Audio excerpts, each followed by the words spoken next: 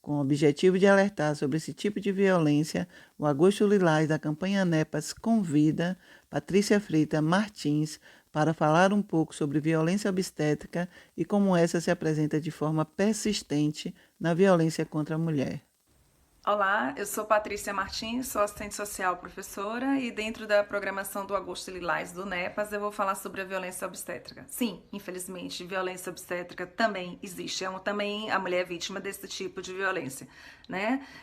São muitos os casos, os relatos de violências que acontecem nos hospitais, nas maternidades, nas casas de parto, com as mulheres antes, durante e depois do parto, né? Existem dados estatísticos que a cada 4 mulheres no Brasil, uma sofre violência obstétrica. E o que é a violência obstétrica? Ela é caracterizada pela apropriação do corpo e dos processos reprodutivos das mulheres pelos profissionais de saúde, um tratamento desumanizado, um abuso de medicação, transformar em doença para um processo natural, retirada à mulher a sua autonomia e a sua capacidade de decidir livremente sobre o seu corpo e sua sexualidade. Existem tipos que a gente pode facilitar na hora para identificar a violência obstétrica? Sim. Nós temos a negligência, que é a omissão de atendimento. Infelizmente, muitas mulheres não sabem que temos a lei do acompanhante, né, que lhe garante estar acompanhada antes, durante e depois do parto.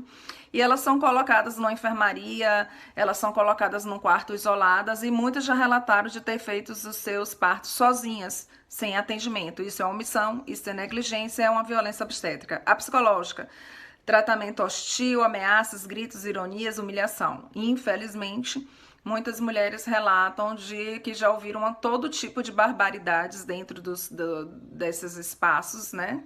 Como você, na hora de fazer, não sentiu dor, na hora de fazer foi bom, você não gritou, agora aguente, né? Então, assim, xingamentos, humilhações diversas, coisas terríveis que machucam muito a mulher e que não podem e não devem acontecer. É a violência psicológica.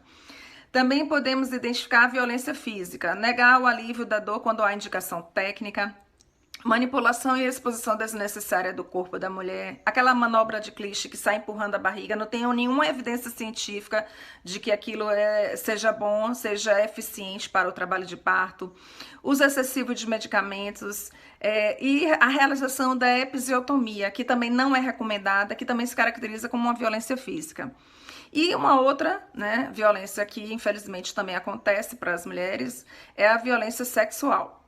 Elas sofrem também assédio sexual e até mesmo estupro, né? Infelizmente são fatos péssimos, mas que eles acontecem dentro das maternidades, dos hospitais, das salas de parto.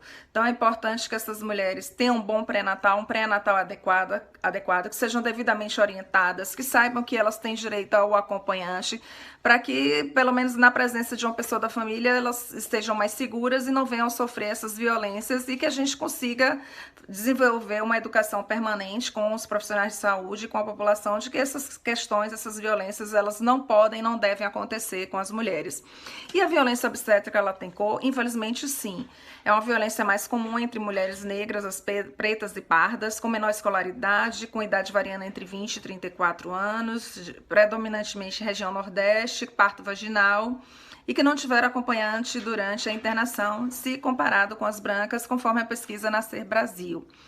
Então, as mulheres, em comparação com as brancas, as mulheres pretas e pardas têm um menor risco de ter um pré-natal adequado, tem um maior risco até de ter um pré-natal inadequado e aí sofrerem uma série de violências ao longo de todo o pré-natal, durante o parto também e o pós-parto. Então, infelizmente, é uma situação grave que acontece ainda, que é muito comum no Brasil e que a gente precisa combater. E um reflexo dessa violência obstétrica, por exemplo, é que entre 160 mulheres grávidas que morreram de Covid no primeiro momento, nos primeiros meses do ano, 124 eram brasileiras, não tiveram acesso a UTI, não tiveram acesso a respiradores. Isso é violência obstétrica.